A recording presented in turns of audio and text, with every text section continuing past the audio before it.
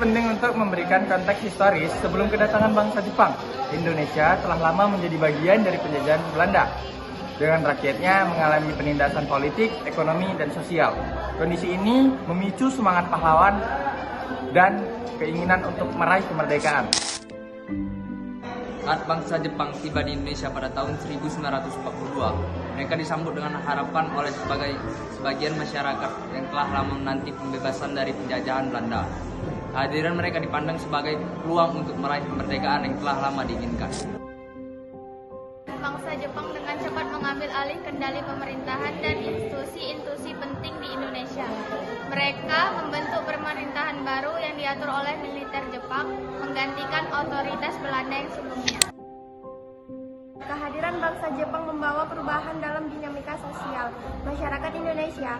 Budaya Belanda digantikan oleh kebudayaan Jepang dengan pengenalan bahasa, makanan, mode, dan tradisi baru yang memengaruhi kehidupan sehari-hari penduduk setempat.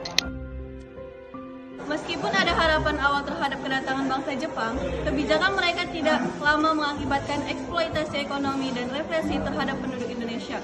Ini termasuk kerja paksa, perampasan sumber daya alam, dan tindakan represi terhadap siapapun yang menantang pemerintahan Jepang.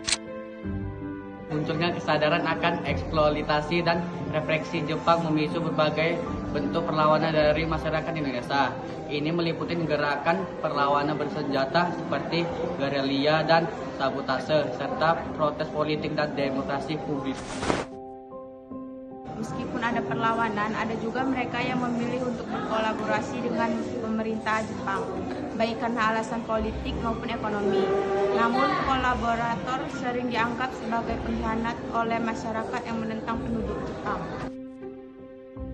Pendudukan Jepang mengubah kondisi sosial ekonomi masyarakat Indonesia secara drastis. Kondisi hidup menjadi sulit dengan kelangkaan makanan, inflasi, dan tinggi kesulitan ekonomi yang dialami oleh banyak orang.